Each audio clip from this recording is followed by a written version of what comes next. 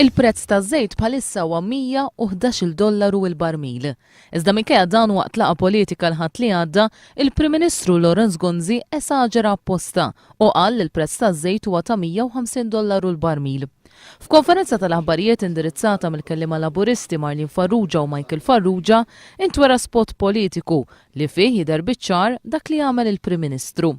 Illum il-prezz taż-żejt huwa $150 il-barmil. Illum il-prezz taż-żejt huwa $150 il-barmil. Il-Partit Laburista qal li l-Prim Ministru għamel dan jew biex iqarraq jew inkella biex jifrex it-triq li jerġa' jolli l-kontijiet tal-enerġija kif għamel wara l-2008.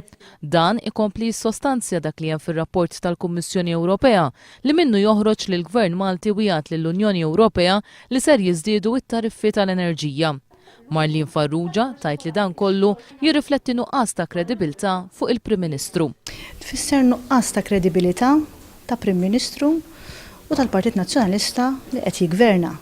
U dit ittara fuq l-isfond ta' snin issa ta' tlajjar u fil-fema tiegħi żbalji f'dan il-qasam. Il-Partit Laburista qed jistaqsi jekk il-Prim Ministru hux ser jikkalkula fuq id-dikjarazzjoni tiegħu stess biex jinħadmu l-kontijiet tal-familji u n-negozji. Jidher li t-target tal-Gvern huwa li wara l-elezzjoni jekk il-poplu jafdaħ jolli l-prezzijiet tad-dawl. U jekk se jkun qed jolli l-prezzijiet, jidher li se jkun qed jollihom fuq rati illi huma ferm ola milli wieħed isibhom fis-suq. Dik id-dikjarazzjoni kienet waħda inkwetanti ħafna.